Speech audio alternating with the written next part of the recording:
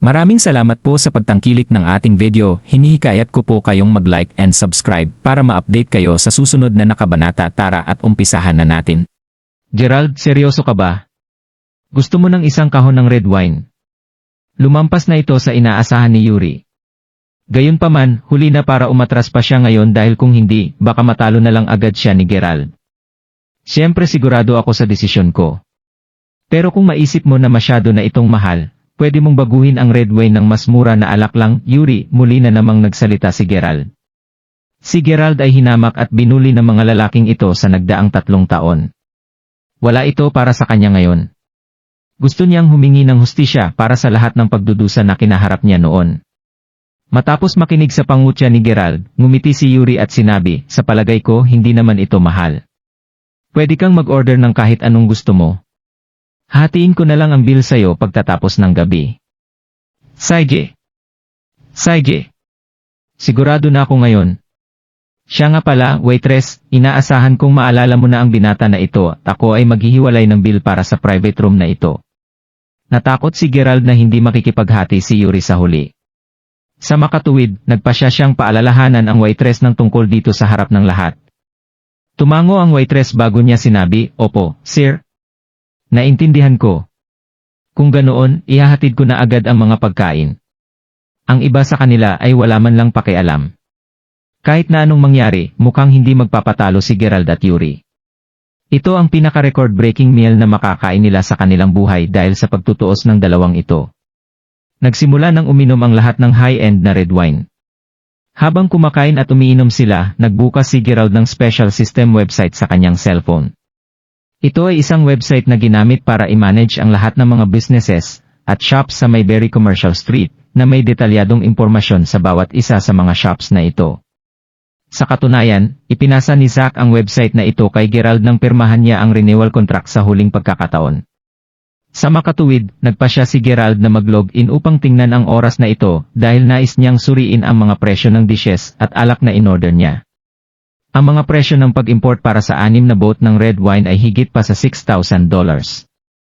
Bukod dito, ang gastos para sa ordinaryong dishes sa 3 mga mesa sa private room sa ibaba, ang mga signature dishes na na-in-order nila mula sa private room ay nagkakahalaga ng halos $3,000.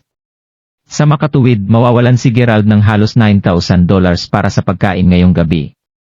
Gayunpaman, si Yuri at ang iba pa ay gumastos ng hindi bababa sa $10,000 to $11,000 ngayong gabi. Kung hindi sana ito nangyari, hindi sana nagpatuloy si Gerald sa pakikipaglaban kay Yuri sa ganitong pamamaraan. Ang mga kaklase ni Gerald ay nagpatuloy na nasiyahan sa kanilang pagkain at inumin ng higit sa 2 oras. Sila Yuri at Danny ay hindi gaanong masaya habang kumakain sila ng dinner. Patuloy nilang hawak ang kanilang mga cellphone sa kanilang mga kamay at hindi alam ng lahat kung bakit nila ito ginagawa. Pagkatapos nilang kumain at uminom, tiningnan ni Gerald sila Yuri at Danny na balisa ang kanilang mga mukha. Ano na ngayon, Yuri? Kung tapos na tayong kumain, gusto mo bang mag-check out at magbayad para sa pagkain ngayon? Siya nga pala, Yuri, alam na ng waitress na pinaghihiwalay natin ang singil para sa private room na ito. Kaya, wag mong sabihin sa akin na wala kang pera para magbayad para sa pagkain kanina. Kung hindi man talagang nagkakaproblema ka ngayong gabi. Ano? Bakit ako matatakot sa'yo? Mapait na sinabi ni Yuri. Sa katotohanan, wala siyang sapat na pera sa ngayon. Sa katunayan, ginugol na niya ang buong gabi para makalikom ng mas maraming pera kasama si Danny. Dahil partikular na nabanggit ni Gerald na ihahati niya ang bayarin kay Yuri sa waitress, wala nang butas na pwedeng labasan si Yuri. Bukod pa dito, lahat ng mga kaibigan na na-text niya ay hindi nag-abala na sumagot sa kanilang mga cellphone o mag-text pa sa kanya, lalo na noong nakita nilang gusto ni Yuri na manghiram ng ilang pera sa kanila. Punyeta! Gerald, ano ang pinaparating mo? Pagkatapos nating magbayad para sa pagkain na ito ngayong gabi, ikaw ay magiging isang walang kwentang mahirap na ulit, bakit hindi ka mag-alala para sa sarili mo? Sambit ni Xavier habang galit na nakatingin kay Gerald. Pagkatapos nito, tiningnan niya si Yuri at sinabi, Brother Yuri, pumunta na kaya tayo sa counter para bayaran ang mga pagkain ngayon. Tingnan natin kung sino ang iiyak mamaya. Kahit na nababalisa na din si Xavier dahil gumastos si Yuri ng napakaraming pera sa dinner na ito, naisip niya na sulit ito dahil magiging mahirap na pulubi na ulit si Gerald pagkatapos ng gabing ito. Habang nag-uusap sila, ang grupo ng mga tao, kabilang ang lahat ng kanilang mga kaklase na nasiyahan sa dinner mula sa tatlong mga mesa sa baba, ay tumungo din sa baba. Ang lahat ay nagtipon sa lobby sa oras na ito. Ang mga kaklase ni Gerald ay tuwang-tuwa sa pagkain na kanilang masayang kinain ngayong gabi. Kahit na ang karamihan sa kanila ay hindi kumain sa loob ng mamahaling private room, nakaramdam pa rin sila ng labis na pasasalamat kay Gerald. Hello, sir. Bilang karagdagan sa tatlong mga mesa sa private room sa baba, ihahati ni Crawford at Marlowell ang singil para sa mamahaling private room sa itaas. Ang bawat isa sa inyo ay kailangang magbayad ng $11,000 pagkatapos hatiin ang bayarin. Ano? Ang halaga ng dinner nila ay $22,000. Oh my God! Nabigla ang lahat dahil dito. Walang pakialam si Gerald habang inilalabas ang pera mula sa kanyang backpack at kaagad niyang inayos ang bayarin para sa $11,000 at sa tatlong mesa para sa kanyang mga kaklas na kumain sa baba. Sa oras na ito, ang natira na lamang na pera ni Gerald ay nasa $6,000 to $7,000. Gayunpaman, ang halaga ng mga pagkain na ito ay umaabot lamang ng $7,000 to $8,000 para sa kanya. Pagkatapos niyang bayaran ang bill, tiningnan ni Gerald si Yuri bago niya sinabi, "Yuri, hindi ka pa ba magbabayad ngayong gabi?" Naghihintay nang umuwi ang lahat. Humph! Si Yuri ay mukhang nahihiya na sa oras na ito. Pinagsisihan niya ang kanyang ginawa ngayon. Napagpasya lamang siya na ipagpatuloy ang pakikipaglaban kay Gerald dahil galit siya kanina. Bukod dito, naisip niya na makakakuha siya ng kaunting pera sa kanyang mga kaibigan bago siya magbayad ng bill sa kasamaang palad, hindi niya ito nagawa. Ang lahat ay nakatingin kay Yuri at ito ang nagparamdam sa kanya ng sobrang pagkabalisa at hiya. "Miss, pwede mo bang ilagay ang bill na ito sa pangalan ko at babayaran ko ito bukas?" Tanong ni Yuri na may mas malambing na tono. Hindi na niya alam kung ano pa ang dapat niyang gawin. "Sir, please huwag kang magbiro sa amin. Hindi kami tumatanggap credit payment dito." Nang makita ng manager ang mahirap na ekspresyon ng mukha ni Yuri, nagsimula siyang maging masungit at nawalan siya ng galang sa kanya. Kung talagang wala kang sapat na pera para mabayaran ang bill na ito, bakit hindi mo tawagan ang mga magulang mo o manghiram ka ng pera sa mga kaibigan mo? Sa oras na ito, tiningnan ni Yuri si Xavier at ang lahat ng kanyang mga kaklase. Ang lahat ng mga kaklase ni Xavier ay tumingin sa labas ng restaurant sa oras na ito, na parang nakipagkasundo na sila na gawin ito. Inis na inis si Yuri. Hindi siya naglakas loob na tawagan ang kanyang ama na parabang nalaman ng kanyang ama na gumastos siya ng $11,000 para sa pagkain lang, para mapatunayan lamang na mas mayaman siya kaysa sa kaibigan. Siguradong papatayin siya ng kanyang ama. Pabrika lang ang pagmamay-ari ng pamilya niya. Pwede akong mag-alok sa iyo ng ibang paraan para sa problema na ito. Pwede mong iwan ang isa sa iyong mga kaklase dito para maghintay para sa iyo, at umalis para makahanap ng paraan na makalikom ng pera. Bukod pa dito, nakikita kong mayroon kang isang kotse na nakaparada sa labas. Pwede mong iwanan ang kotse sa likod bilang collateral. Hindi? Bakit ko iiwan dito ang kotseng ito ngayong gabi? Kots to ng tatay ko. Kailangan kong ihatid to pauwi ngayong gabi. Nag-aalalang sabi ni Yuri. Ang Homeland Kitchen ay matatagpuan sa Mayberry Commercial Street at hindi pwedeng magmayabang si Yuri sa kahit sino man na nandito. Nasa dead end na siya. Shish! Ang mga kaklase ni Gerald ay nagsimulang magbulungan sa isa't isa. Pagmamay-ari pala talaga ng ama ni Yuri ang kotse. Nakaramdam din ng sobrang hiya si Xavier. Nagsalita ang manager at sinabi, "Mukhang mag-iiwan ka ng isang tao dito para maghintay para sayo habang kinokolekta mo ang pera na kailangan mong bayaran." Hello? Hello? Okay, dad, uwi na ako ngayon. Hintayin mo ako.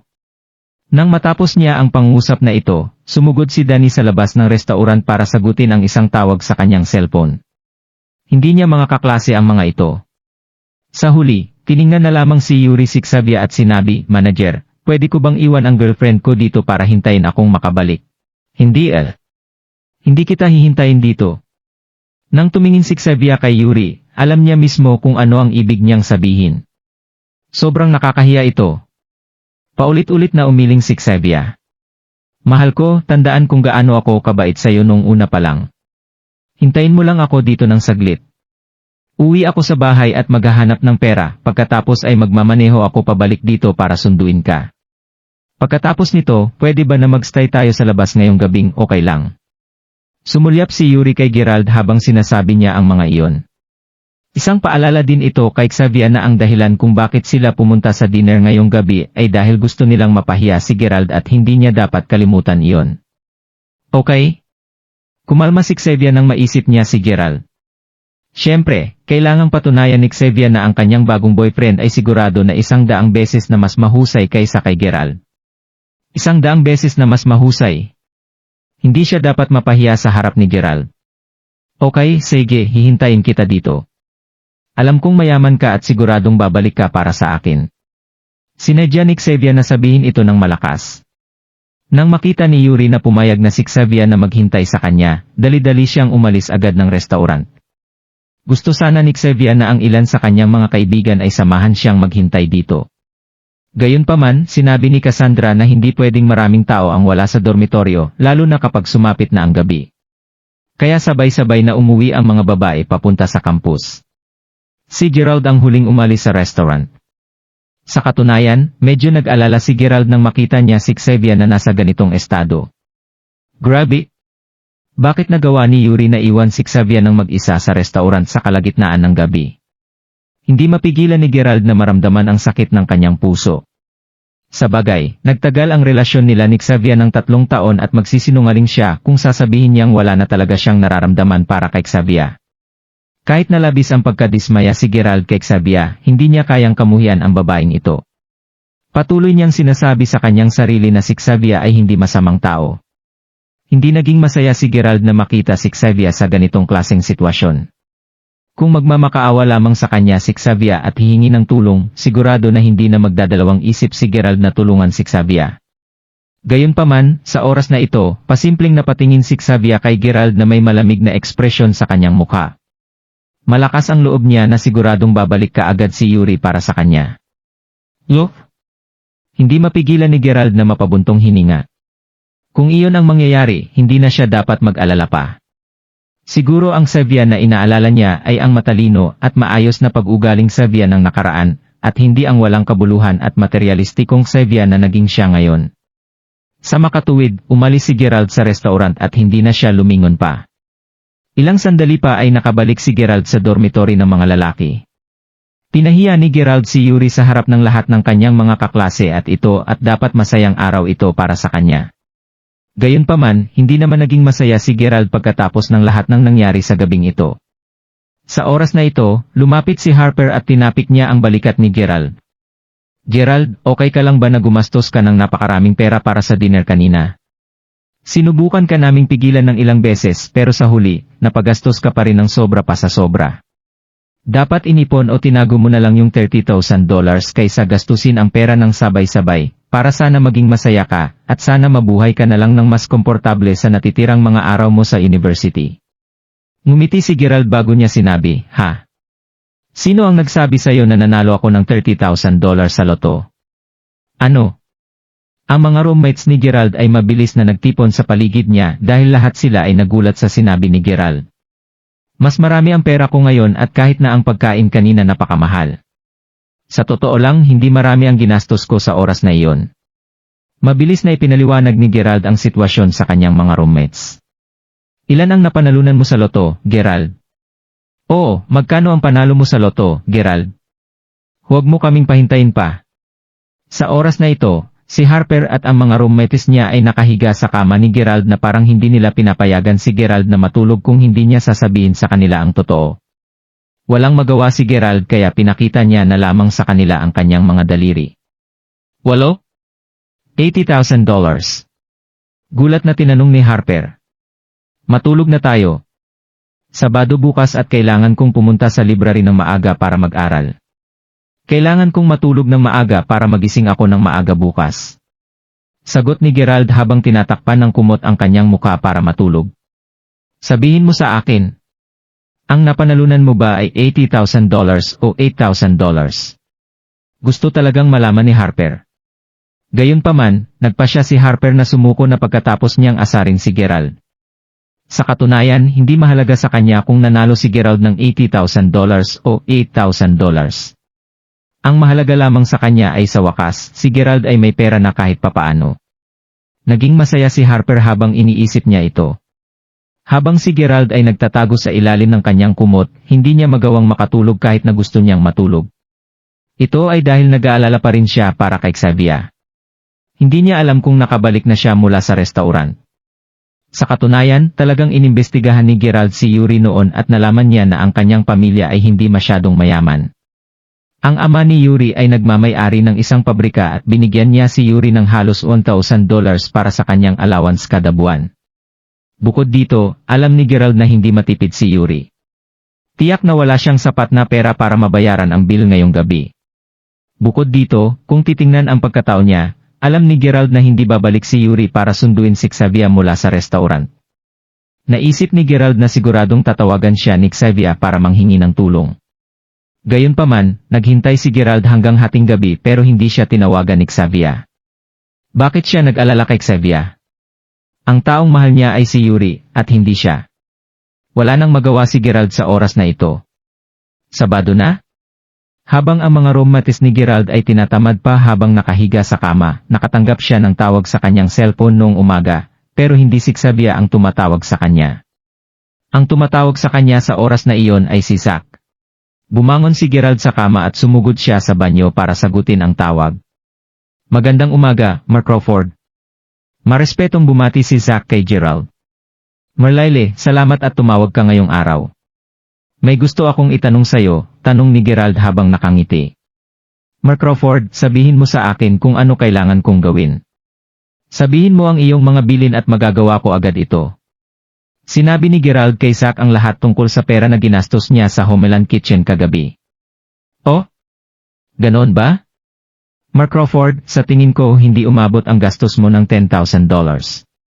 Sa bagay, ang high-end na red wine na in-order mo kagabi, na nagkakahalaga sa iyo ng $9,000, ay talagang manufacturers ng Crawford family sa ibang bansa. Kaya ang halaga ng red wine ay ilang daang dolyar lang. Hahaha. Ngumiti si Zach.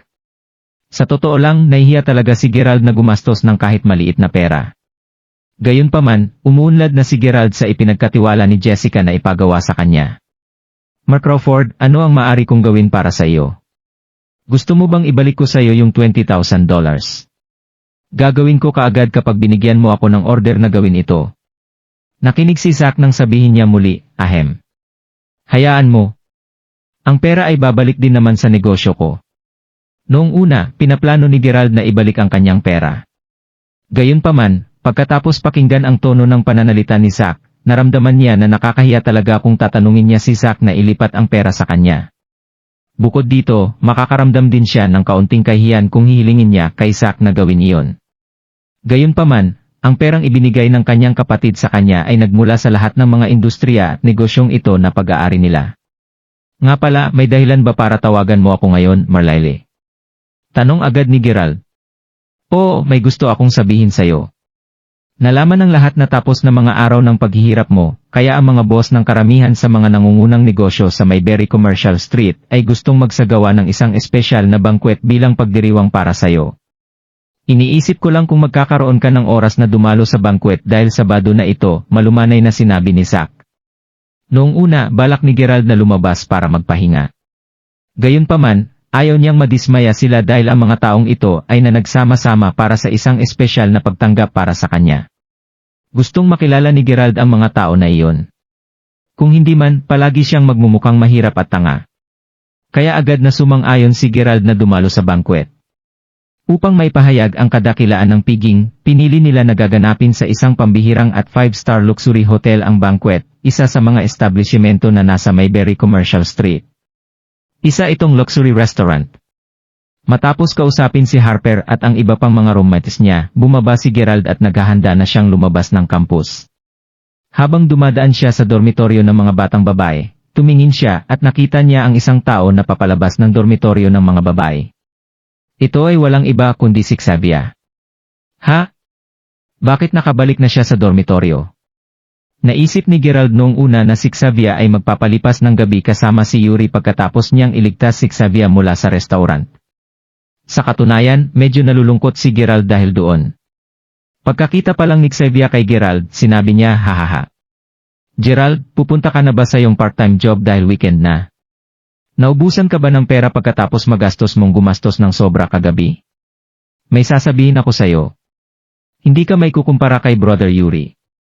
Alam mo bang bumalik sa akin si Brother Yuri nang wala pang 1 oras kagabi? Pinaplano namin noong una na magpalipas ng gabi ng magkasama. Pero, nagpasya kaming huwag gawin iyon dahil may regla ako. Nagmamayabang na tumingin si Xavier kay Gerald. Sa katunayan, sadya niyang sinabi ang lahat ng ito dahil gusto niyang galitin si Gerald. Siya nga naman si Xavier, ang diyosa na hindi niya makukuha buong buhay niya. Okay? Sagot ni Gerald na may ngiting mapait. Sa oras na ito, isang puting bungo 3 series ang umungol sa harap ng campus. Pagkababa ng bintana ng sasakyan, tiningnan ni Yuri si Xavier na may ngiti sa kanyang labi bago siya tumingin ng masama kay Gerald. Hahaha. Gerald, alam ko na sinusubukan mong lokohin ako kagabi. Sa kasamaang palad, hindi ka nagtagumpay sa ginawa mong ito. Naisip mo ba talaga na wala akong perang pambayad sa pagkain?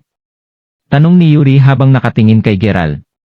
Pagkatapos nito, naglabas siya ng isang singsing na brilyante mula sa kanyang bulsa at sinabi, Xavier, binili ko ito para sayo.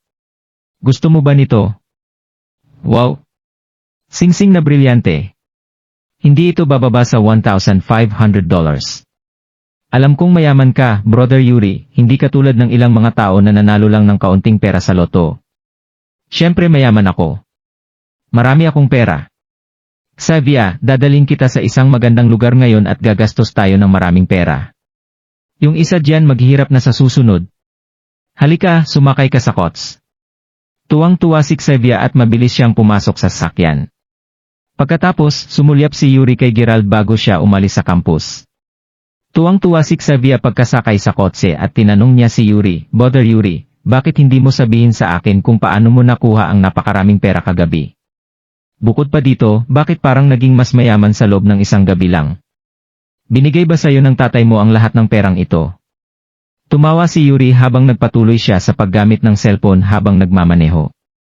Pagkatapos nito, tinanggal niya ang isang software sa kanyang cellphone at hindi siya nag-iwan ng anumang mga bakas. Huwag kang mag-alala tungkol dito. Tandaan lang na si Gerald ay walang binatbat sa akin. Isa lang siyang basura. Wow! Nakakatuwa naman. Pagkatapos siyang asarin nila Yuri at Xavier kaninang umaga, naramdaman ni Gerald na ayaw na niyang lumabas. At saka, hindi niya maiwasang magtaka kung paano nakuha ni Yuri ang napakaraming pera ng magdamag. Hahaha. Natawa si Gerald sa kanyang sarili dahil hindi niya alam kung bakit niya ito pinersonal. Dumiretso siya sa library at nagbasa siya ng ilang mga libro, ginugol ang kanyang oras sa pag-aaral. Noong malapit ng tumanghali, tumawag si Gerald ng taxi at tumungo siya sa Brilliant Star Restaurant. Ito ay isang 6-star restaurant sa Mayberry City. Siyempre, hindi ito may kukumpara sa alinman sa mga restaurant sa Mayberry Commercial Street. Gayunpaman, ito ay pa rin ay kinikilala na isang luxurious at mamahaling restaurant. Dahil naging abala siya sa pagbabasa at hindi na natansya ang trapiko sa kasada, dumating si Gerald makalipas ang ilang minuto kaysa sa oras na napagkasunduan nila. Naglakad siya ng mabilis dahil nagmamadali siya. Boom! Ah! Baliw ka ba? Nang dumaan siya sa turnstile, medyo napalakas ang tulak ni Gerald dito at hindi niya sinasadyang mahampas ang babae na nasa likuran niya. Mahigpit na hinawakan ng babae ang kanyang dibdib habang minumura niya di Gerald. Nakaakit nito ang atensyon ng maraming tao habang nagtitipon sila upang malaman kung ano ang nangyayari. Sorry! Nagmadaling humingi ng tawad si Gerald. Pagkatapos nito, inangat niya mga mata niya bago siya nagnakaw ng tingin sa batang babae na nasa likuran niya. Agad siyang nabigla sa magandang hitsura ng dalaga. Nakasuot siya ng masikip na damit at mayroon siyang napakahabang, agos na buhok na nahulog sa balikat niya. Halos kasing edad niya ang babae, ngunit ang pangangatawan nito ay nakahubog na. Tiyak na isa siya sa pinakamagandang dalaga na nakita ni Gerald. Sorry. Sa palagay mo tapos na ang lahat dahil nanghingi ka ng tawad. Nagpatuloy ang marahas na pagmumura sa kanya ng dalaga habang hinihimas niya ang parte kung saan siya nasaktan. Hindi sinasadya ni Gerald na masaktan ang babae ng turnstile. Nasugatan ang babae at nararamdaman niya ang isang maalab na sakit sa kanyang katawan. Sa katunayan, kitang-kita na siya ang nakabangga kay Gerald ngunit dahil nakita niya na si Gerald ay nakadamit ng ganoong kaswal, nagpasya siyang isisi na lang ito kay Gerald. Kung hindi ako nagmamadali, makakarinig ka talaga ng masasamang salita sa akin ngayon. Patuloy na sumigaw ang dalaga kay Gerald. Pagkatapos nito, itinulak niya si Gerald habang sumisigaw siya, lumayo ka sa dinadaanan ko, bobo. Pagkatapos niyang murahin si Gerald, naglakad ang dalaga patungo sa elevator. Talagang hindi inaasahan ni Gerald na ang isang napakagandang dalaga ay ganito karahas. Gayunpaman, hindi niya mapigilang mapangiti habang iniisip ito. Sa oras na ito, umakyat si Gerald sa elevator at nang makarating ito sa ground floor may narinig siyang pamilyar na boses. Anong ginagawa mo dito? Pagpasok pa lang niya sa elevator, hindi inaasahan ni Gerald na nakasalubong niya ang dalaga na masama ang ugali na nakita niya kanina.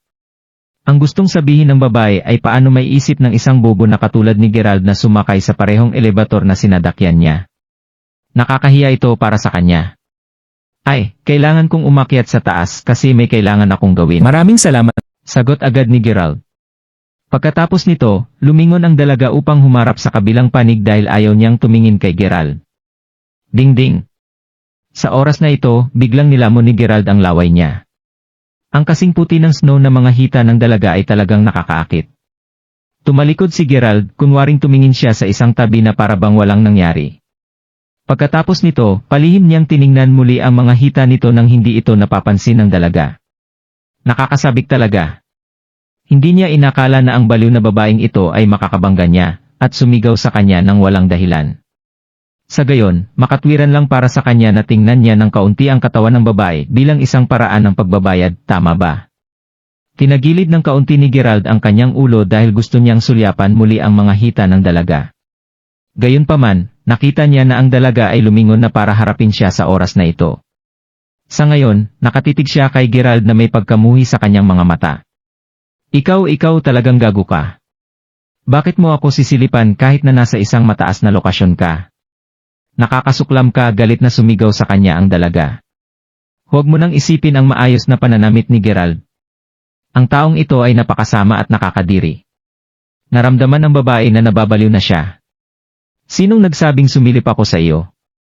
Dahil ba ibinaba ko ang ulo ko at tumingin sa lupa, naninilip na ako. Gumanti si Gerald kahit nakokonsensya siya. Slap! Tinaas ng dalaga ang kanyang mga kamay bago niya binigyan ng malakas na sampal ang muka ni Gerald. Gago ka. Huwag kang aalis. Hintayin mo akong. Isumbong ka. Pagkatapos nito, pinindot ng dalaga ang elevator bago siya lumabas na may galit na ekspresyon sa kanyang mukha. Punyeta.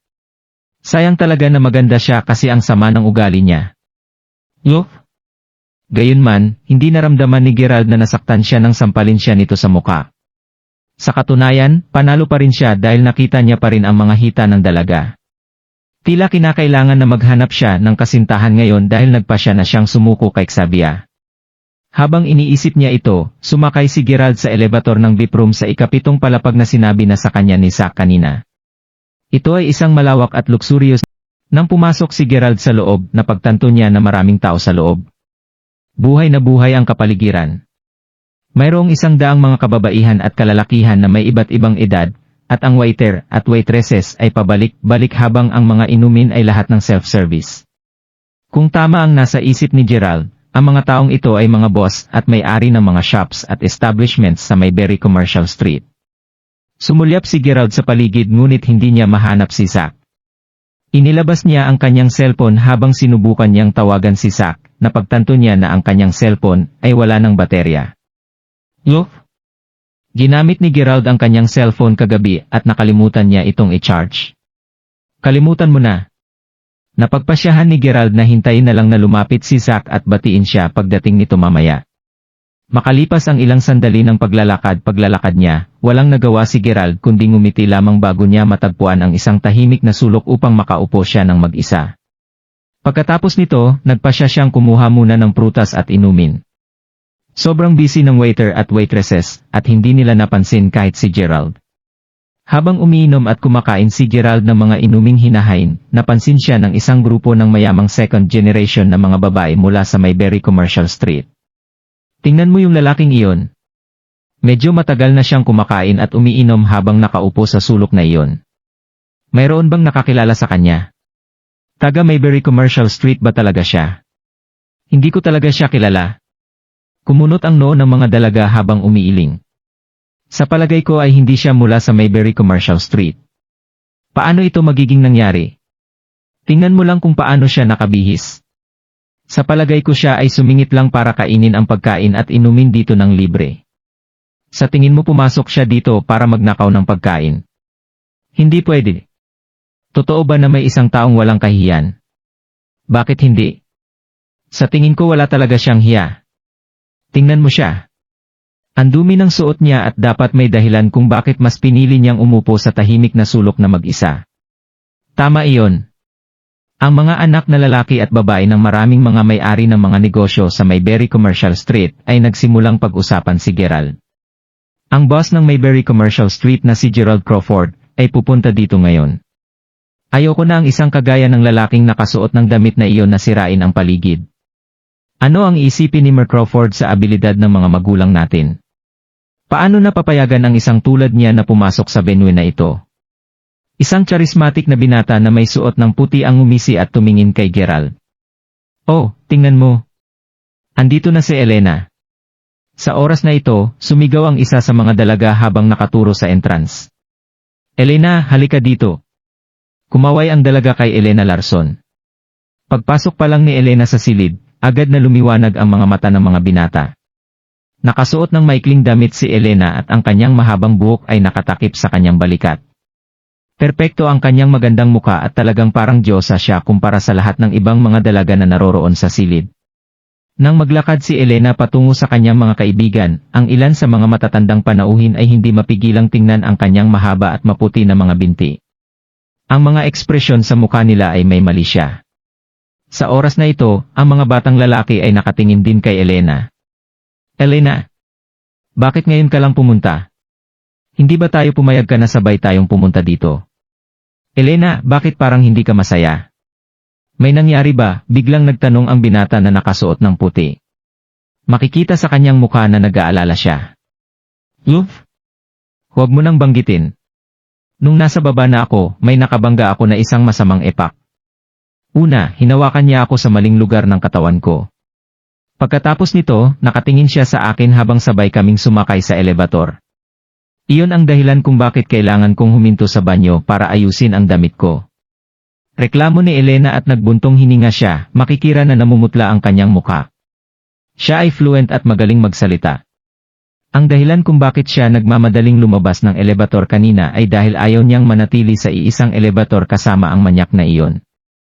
Pangalawa, naramdaman niya na parang lumipat ang kanyang damit na panloob nang humampas siya sa turnstile kanina. Sa makatuwid, pumunta siya sa banyo para ayusin ang kanyang damit na panloob at ang kanyang damit. Inis na inis siya sa mga pangyayari. Buwisit! Paano ito nangyari? Ang binata na nakasuot ng puti at ang iba pang mga brothers at sisters ay galit na galit. Paanong nahawakan ng manyak si Elena? Siya ang kanilang diyosa at ang mga binata na nandito ay hindi kayang maglakas loob na hawakan ang kanyang kamay. Osage, Elena.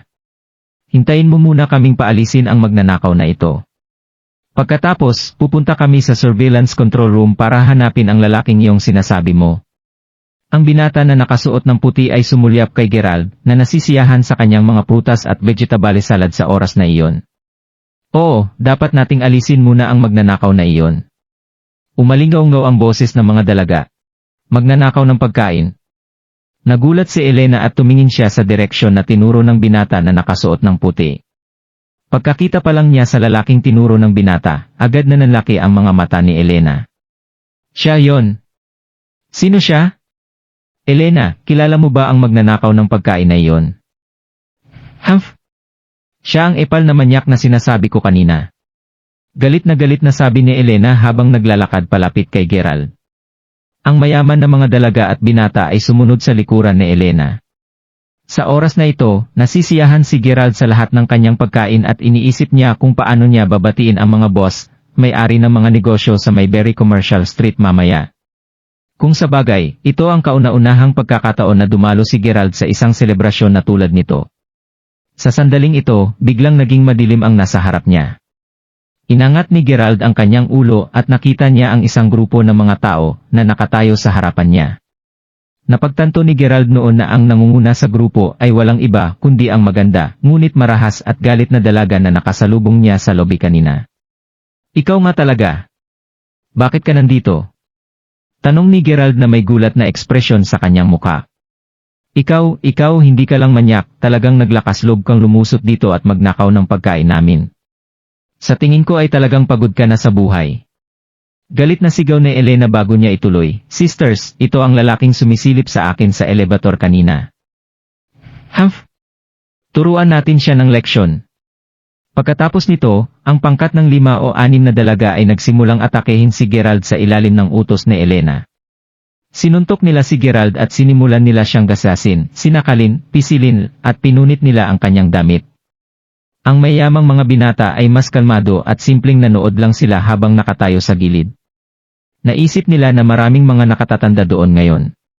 Kung nanlaban si Gerald, hindi pa huli ang nakalabanin siya ng mga binata. Anong ginagawa mo? Huwag isipin na hindi ako mag-aalangan na lumaban. Gulong-gulo na ang buhok ni Gerald. Ang kanyang mga damit ay punit na at siya ay may mga pasa sa buong mukha niya dahil ang mga batang babae ay kinurot at binubugbog siya. Nagsisimula na siyang mainis. Sa oras na ito, muling sinampal siya ni Elena sa kanyang muka. Sino ang nagsabi sa'yo na silipin ako? Papatayin kita sa kalag sumilip ka sa akin. Baliw na babae. Sila ay isang grupo ng mga baliw na kababaihan.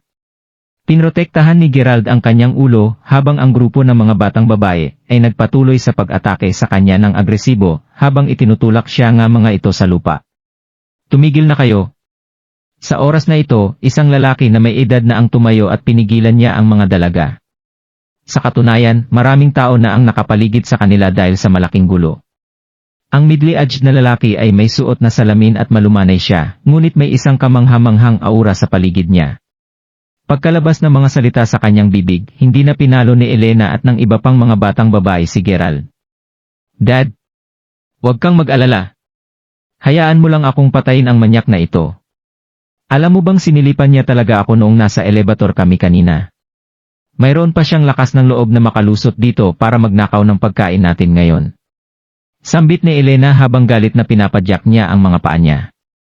Si Warren Larson ay walang masabi habang nakatingin sa kanyang anak na babae. Alam ni Warren na ang kanyang anak na babae ay may masamang ugali at matindi siyang maghanap ng hustisya. Gayunpaman, hindi niya gustong gawing nakakahiya ang sitwasyon para sa natitirang mga bisita na nandito ngayon. Medyo naalala niya ang insidente noong nakaraang taon nang masaksihan ni Elena ang isa sa mga kaklase niyang babae na binubuli ng isa pang mayamang binata. Sa pagtatangkang makuha ang hustisya para sa kanyang kaklase na babae, inatake ni Elena ang mayamang binata at inalis niya ang pagkalalaki ng bully na ito. Sa makatuwid, nang makita ni Warren na ang kanyang anak na babae ay binubugbog muli ang isang tao, nagmadali siya kaagad upang pigilan siya bago may nangyari. Anong nangyayari dito? Binata, pwede mo bang sabihin sa akin kung sino ka? Medyo nakasimangot si Warren nang makita niya si Gerald na may magulong buhok at sira-sirang itsura.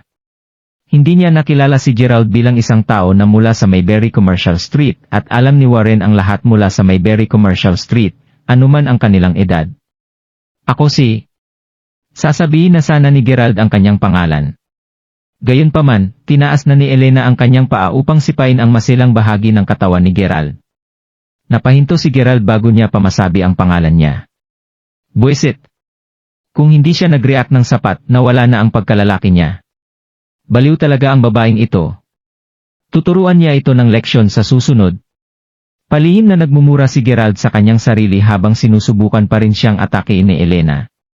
Gayunpaman, isang grupo ng mga kalalakihan ang pumasok sa silid sa ilalim ng pamumuno ni Zack sa sandaling iyon. Marlyle? Marlyle? Magalang na binati ng lahat ng tao sa silid si Zack, kasama na ang grupo ng mga binata, na tumayo din habang binabati si Zack. Tinigilan na ni Elena ang pag-atake kay Gerald sa oras na ito. Anong nangyayari? Anong ginagawa niyong lahat? Si Zack ay may napakalakas at kamanghamanghang aura sa paligid niya. Tiningnan niya si Elena, ang mga tao na nakagrupo sa isang gilid. Mabuti na lang at wala pa si Crawford. Kung hindi man, ano ang iisipin niya sa inyong lahat? Sinigawan ni Zack ang grupo ng mga binata bago niya sinulyapan ang binata na nakasuot ng puti. Ang binata na nakasuot ng puti ay ramdam ang kanyang pagkakamali sa oras na ito dahil wala naman siyang ginawa para hindi ito mangyari. Gayunpaman, bahagi rin siya ng grupo na nanggulo. Mabilis na iniba ni Warren ang usapan. Merlyle, hindi ba't sinabi mo na malapit na dumating si Mark Crawford? Masungit na sumagot si Zack, parang hindi ko matawagan sa ngayon si Mark Crawford. Sa palagay ko pinatay na niya ang kanyang cellphone. Si Mark Crawford ay hindi na pala pupunta dito. Sa oras na ito, karamihan ng mga tao ay may malungkot na ekspresyon sa kanilang mga mukha. Ito ang kanilang pagkakataon na makilala at maipakita ang kanilang sarili kay Gerald Crawford. Sigurado na hindi ito kasing simple ng inakala nila. Hindi tipo ng tao si Gerald na magpapakita dahil lamang sa inimbitahan nila siya sa isang banquet. Sa oras na ito, tila nababasa ni Zack ang kanilang isipan at alam niya kung ano ang laman ng utak nila. Pagkatapos nito, sinabi niya, huwag kayong mag-alala, si Mark Crawford ay hindi ang tipo ng tao na inaakala nyo. Siya ay isang mapayapa at mapagmahal na tao, at kung sinabi niya sa akin na siya ay pupunta dito, sigurado na nandito na siya ngayon. Matapos niyang magsalita, lumingon si Zack para hanapin ang binata bago siya nagsalita. Flynn, maghanap ka ng paraan upang matawagan si Mark Crawford sa lalong madaling panahon. Kailangan nating hanapin siya agad hanggat makakaya natin. Mabilis na nanguna si Flynn bago siya tumango ng may galang kay Zack. Uncle Zack, kami dapat ang mag-host ng banquet para kay Mark Crawford ngayon pero parang may sumubok na pumasok ng walang pahintulot sa salo-salo na ito. Paano natin siya haharapin? Si Elena ay nandidiring tumingin kay Zack. Oh? Ganon ba? Ano ang gusto ng pamangkin kong gawin sa lalaking iyon? Ngumiti si Zack bago siya tumingin kay Elena. Si Elena ay talagang napakaganda, masigla at kaaya-aya. Sa katunayan, nagagandahan si Zack kay Elena dahil talagang hinahangaan niya ang malakas na matapang ang dalaga. Humph! Sa tingin ko kailangan natin siyang ibigay kay Brother Flynn at dalhin siya sa martial arts studio ni Brother Flynn para bugbugin siya at turuan siya ng leksyon. Hindi mapigilan ni Flynn na mapangiti nang marinig ang mga sinabi ni Elena. Tiningnan ni Zack ang figura ng binata na nakahiga sa lupa dahil siya ay bugbog sarado ng grupo ng mga dalaga. Pagkatapos nito, nagbigay siya ng isang malambing na ngiti bago niya sinabi, sige na. Flynn, gawin mo lang ang sinasabi ni Elena noon, pero kailangan mong pumunta at hanapin muna si Mark Crawford. Merlyle, hindi mo ako kailangang hanapin. Nandito na ako. Nakialam sa usapan si Gerald. Boom! Nang marinig ni Zack ang boses ni Gerald, nagsimulang manginig ang katawan niya ng walang tigil. Tiningnan niya ang binata na nakahiga sa lupa na gulo-gulo ang buhok at basag ang hitsura. Nanlaki ang mga mata ni Zack sa gulat nang makita niya si Gerald. Sa oras na ito, ang karamihan ng mga tao ay nagtinginan na lamang sa isa't isa, hindi nila maintindihan kung ano ang nangyayari. Humph! Ang dugyot mong tao. Naglakas loob kang magsalita ngayon. Sino ka ba? Tanong ni Elena na may mapanirang tono habang nakatingin kay Gerald. Hahaha. Ang galing mo talagang umarte. Nagpapanggap ka na si Mark Crawford, hindi ba? Ang grupo ng mga batang babae ay nagagalit na din. Matapos bumalik sa sarili ni Zack, napabingi siya sa sinabi ng mga dalaga dahil talagang nalilito siya sa oras na ito. Dapat bibigyan nila si Gerald ng isang maligayang salusalo ngayon pero bakit siya binugbog? Naglakad si Zack papunta kay Gerald bago siya sumigaw ng may respeto, Mark Crawford. Humihingi ako ng tawad para sa nangyari. Si Zack ay yumuko sa harap ni Gerald ng ninitidigrid na anggulo. Ano? Ang karamihan ng mga tao ay nagulat sa pangyayaring ito. Si Elena at ang iba pang mga dalaga ay labis ding nalilito. Ang taong ito ba ang talagang boss at may-ari ng Mayberry Commercial Street? Siya ba talaga ang sumusuporta kay Zack sa lahat? Ang lalaking ito ay si Gerald Crawford. Namutla si Warren at mabilis niyang sinabi, Mark Crawford, sobrang saya ko na nakilala kita ngayon.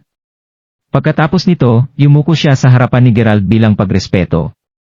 Naramdaman niyang tapos na ang kanyang buhay. Binugbog ng anak niya si Gerald ng sobra. Masaya akong makilala ka, Mark Crawford.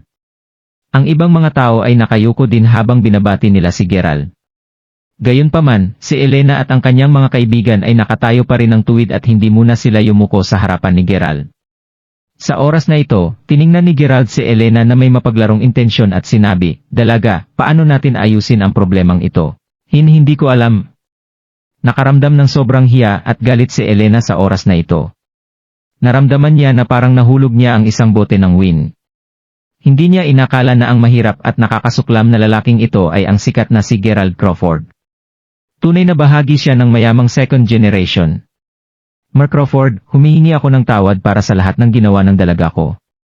Pwede mo siyang parusahan sa kahit anong paraan."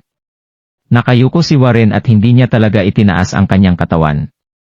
Nang makita ni Gerald sila Elena at Warren na kumikilos sa ganitong paraan, humupa na ang galit niya. Sa totoo lang, alam ni Gerald na may kasalanan din siya dahil sa totoo na nanilip siya kanina. Gayunpaman, kasalanan ito ni Elena dahil ipinamalas niya ang kanyang mahaba at magandang patas na mga binti. Ito ang kauna-unahang pagkakataon sa kanyang buhay na napalibutan siya ng napakaraming kababaihan. Base sa pagkatao ni Gerald, hindi niya ito gagawing isang malaking bagay at papayagan niya lamang ang bagay na ito na ganoon lang. Para sa kanya, titiisin lang niya ang kahiyang ito sa kanyang sarili. Gayunpaman, nababasa ni Zack ang kanyang isipan at sinabi niya sa mahinang boses, "Mark Crawford, kailangan mong parusahan ang mga ito dahil tinatapakan nila ang buong tradisyon ng iyong pamilya. Kung hindi mo sila paparusahan pagkatapos kanilang saktan sa publiko, hindi ito hahayaan lang na mangyari kapag nalaman ng kapatid mo ang tungkol sa nangyari dito sa susunod. Hindi kasing simple ng iniisip mo ang pwedeng mangyari." Sa oras na ito, tumingin si Gerald kay Warren na nakayuko pa rin sa harap niya. Alam ni Gerald na paparusahan niya si Elena at ang mga kaibigan nito. Kung hindi, lahat ng malalaking boss sa Mayberry Commercial Street ay hindi matatakot sa kanya. Dahil doon, kailangan niyang ituloy ang parusa sa mga ito. Tumingin si Gerald kay Elena at sa lahat ng iba pang magagandang dalaga na natatakot sa oras na ito bago niya sabihin, "Brother Zack, maghanda ka ng isnag malaking kwarto para sa akin at dalhin ang lahat ng mga dalagang ito sa kwarto na iyon." Agad na sumunod si Zack at hindi na siya nagpatumpik-tumpik pa, kinagat na Elena ang labi niya. Para bang alam na niya ang kanyang kapalaran at napuno siya ng hiya at galit sa oras na ito. Gayunpaman, huminga ng malalim si Warren at ang iba pang mga ama matapos makinig sa kanyang mga utos na intindihan agad ng lahat ang balak ni Gerald. Ngunit ang ganitong uri ng parusa. Parusa ba talaga ito? Ito ay isang gantimpala. Kapag ang kanyang anak na babae ay tapos na sa kanyang serbisyo at kung siya ay pinabora ni Gerald, magkakaroon din ng kalamangan ang Larson family. Naisip ni Warren na maaari niyang samantalahin at magamit ang pagkakataong ito pang mapalitan ang posisyon ni Zack upang makontrol niya ang Mayberry Commercial Street. Malinaw na ang mga ama ng iba pang mga dalaga ay pareho rin ang iniisip. Patuloy silang kumindat sa kanilang anak na babae, na parang sinusubukan nilang kumbinsihin silang sumunod at maglingkod ng maayos kay Gerald. Sa oras na ito, inihanda na ni Zack ang kwarto na hiniling ni Gerald. Pagkatapos nito, dinala ni Gerald si Elena at ang apat pang mga dalaga sa kwarto. Naghintay si Zack sa labas ng pintuan. "Mark Crawford, ano ang gusto mo?" Isang magandang dalagita ang nahihiyang nagtanong. "Hahaha. Ano sa palagay mo ang gusto ko? Pinagtripan niyo kong 5 tapos tinatanong mo talaga ako kung ano ang gusto ko." Dahil galit pa rin siya, dapat niyang ilabas ang kanyang galit ngayon. Lahat ay dapat niyang ilabas. "Gusto kong mahiga kayong 5 sa kama." "Ano?" Mahigpit na sumara ang mga kamao ni Elena. Hindi niya talaga inasahan na magiging masamang tao si Gerald. Kung hindi dahil sa kanyang takot na ang kanyang pamilya ay masisira at magbayad para sa ginawa niya kay Gerald, hindi siya kailanman susunod sa kahit anong ipagawa sa kanya ni Gerald. Hahaha, hindi alam ni Elena kung anong dapat niyang isipin ngayon. Palagi niyang kinamumuhian ang mga masasamang tao at lahat ng mga masasamang bagay, ngunit talagang napipilitan siyang gawin ang mga malalaswang bagay na ito kasama ang iba pang mga dalaga ngayon. Gayunpaman, nilakasan ni Elena ang kanyang loob at sinunod niya ang mga utos ni Gerald. Humiga siya sa kama kasama ang 4 na batang babae. "Sampal?" Sinampal ni Gerald ang isa sa mga dalaga. Pagkatapos nito, ipinagpatuloy niya ang pagsampal sa kanila sunod-sunod. Nakaramdam ng labis na kahiyan ang mga dalaga at nasasaktan din sila, pero wala silang magagawa kundi ang tiisin ito. Sa oras na ito, si Elena malapit nang umiyak pagkatapos siyang sampalin ni Gerald. "Gusto mo akong suntukin? Tingnan natin kung naglakas loob ka pa rin na hampasin ako sa susunod." Binigyan ni Gerald ang bawat isa sa kanila ng isa pang malakas na sampal sa kanilang mga mukha. Pagkatapos nito, sa wakas ay nagbuntong hininga na dahil naramdaman niya na wala na siyang sama ng loob. Kung talagang gusto niyang may mangyari sa oras na ito, pipiliin niya sana si Elena, pero si Gerald ay hindi ganoong uri ng tao. Gayunpaman, kinailangan silang parusahan ni Gerald kaya naisipan niyang bigyan ang mga ito ng ganitong uri ng parusa upang lagi nilang maalala ang araw na ito. Huhu! Pagkalipas ng kalahating oras, ang mga dalaga ay naglakad palabas ng kwarto. Lahat sila ay may masakit at malungkot na ekspresyon sa kanilang mga mukha. Sa oras na ito, ang lahat ng mga second generation na young lords ay nagulat. Buwisit! Si Mer Crawford ay sobrang kamangha-mangha. Talagang pinarusahan niya ang lahat ng 5 magagandang dalaga sa loob ng kalahating oras at ang dalaga ay halos hindi makalakad sa isang tuwid na linya. Ang binata na nakasuot ng puti ay lihim ding hinahangaan si Gerald.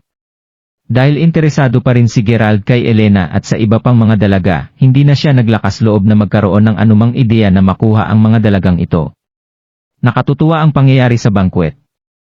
Lahat sila ay nadismaya nang malaman ng lahat ng mayayamang negosyante, kasama si Warren, na ang kanilang anak na babae ay hindi nakipagtalik kay Gerald. Mark Crawford, gusto mo bang ihatid kita pauwi? Maayos na natapos ang handaan at mabilis na sinundan ni Zack at ng kanyang entourage si Gerald habang inaalok na ihatid siya pauwi. Tatango na sana si Gerald sa oras na iyon, nang biglang sumingit ang isang lalaking nasa hustong gulang na may malaking tiyan at sinabi, Mark Crawford, bakit hindi mo payagan ang aking anak na ihatid ka pauwi? Ito ang aking anak na si Aiden Baker. Nag-aaral siya sa Sunnydale University, hindi masyadong malayo sa Mayberry University.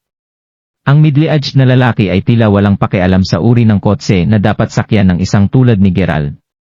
Sa katunayan, wala talaga siyang pakialam sa pagkatao ni Gerald. Ang gusto lang niya ay sumakay si Gerald sa kotse ng kanyang anak para maalala lang ni Gerald ang pangalan ng kanyang anak. Sapat na iyon sa kanya. Siyempre, si Aiden ay walang iba kundi ang second generation rich kid na nakasuot ng puti. Sa oras na ito, medyo nahihiya si Aiden habang nakatayo sa harap ni Gerald habang nasa likod ang mga kamay niya. Sa katunayan, ang pamilyang Crawford ay isang napakamayaman at makapangyarihang pamilya. Paanong hindi siya kakabahan sa harap ni Gerald? Gayunpaman, wala masyadong sinabi si Gerald at simpleng tumango lamang siya at sinabi, sige na. Pasensya, aabalahin pa kita, kapatid. Ano? Hindi ka nakakaabala? Hinding-hindi. Tuwang-tuwa ang ama ni Aiden na si Gerald ay talagang madaling makisama sa tao. Si Aiden ay labis ding nasabik sa oras na ito. Nagmamadali siyang umalis para magmaneho ng sasakyan papunta sa main entrance. Si Aiden ay nagmamaneho ng isang Ferrari na nagkakahalaga ng halos $750,000. Hoy, Fatty Baker, bakit mo yayayain si Mark Crawford na sumakay sa ganitong uri ng kots? Sinubukan ng iba pang mga tao na pigilan siya kaagad nang makita nila ang kotse ni Aiden. Mark Crawford, bakit hindi ka sumakay sa kots ko? Rolls Royce ang minamaneho ko. Oo, Mark Crawford, huwag kang sumakay sa kotseng ito. Hindi to nababagay sa'yo, tama ba? Ang iba pang mga boss at negosyante ay nakikipagkompetensya para mapansin ni Gerald sa oras na ito. Okay lang, maayos ang kotseng ito. Babalik ako sa campus ko ngayon. Magsama-sama ulit tayo minsan sa susunod. Sa katunayan, si Gerald ay sobrang hangang-hanga at halos hindi niya matanggal ang kanyang mga mata sa oras na makita niya ang Ferrari. Noon pa niya pinangarap na bumili ng kotse pero hindi man lang siya naglakas loob na mangarap na magkaroon ng isang Ferrari. Sa makatuwid, kahit na mayroon siyang isang malawak na koleksyon ng mga poster ng Ferrari, hindi pa siya nagkaroon ng pagkakataong makaupo sa isang Ferrari dati. Hindi maalis ni Gerald ang tingin niya sa Ferrari na nasa harapan niya. Pagkasakay pa lang niya sa sakyan, mabilis na nagpaalam si Aiden sa lahat at sumakay siya agad.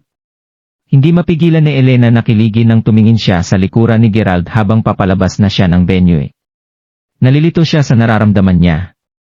Ang iba pang mga bosses at negosyante ay nakatingin kay Gerald at lahat sila ay napuno ng paghanga kay Gerald. Si Mark Crawford, hindi ko inaasahang isa siyang mapagbigay at mapagpakumbabang tao. Siya ay low-key lang at hindi siya nagmamalaki. Maraming posibilidad sa kanyang future. Napakarami? Kahit nasasabik din si Aiden, siya ay low-key lang sa harap ni Gerald. Hindi siya pinayagan ni Gerald na pumasok sa loob ng campus. Masyadong agaw atensyon para sa isang mamahaling Ferrari na pumasok sa kanilang campus. Hindi ito bagay sa personalidad ni Gerald na tahimik at introverted. Sa makatuwid, hiniling niya kay Aiden na ibaba siya sa harap ng gate ng university. Talagang nasiyahan si Gerald sa kanyang pagsakay sa Ferrari. Dahil gusto ng kanyang ate na gastusin niya ang $3 million sa kanyang Universal Global Supreme Shoppers Card, siguro dapat niya lang gamitin ang pera para makabili ng kotse. Habang iniisip niya ito, nagsimulang maglakad si Gerald patungo sa universidad. Gayunpaman, hindi niya napansin ang mga mata na nakatuon sa kanya sa oras na iyon. Gerald, ikaw huminto ka.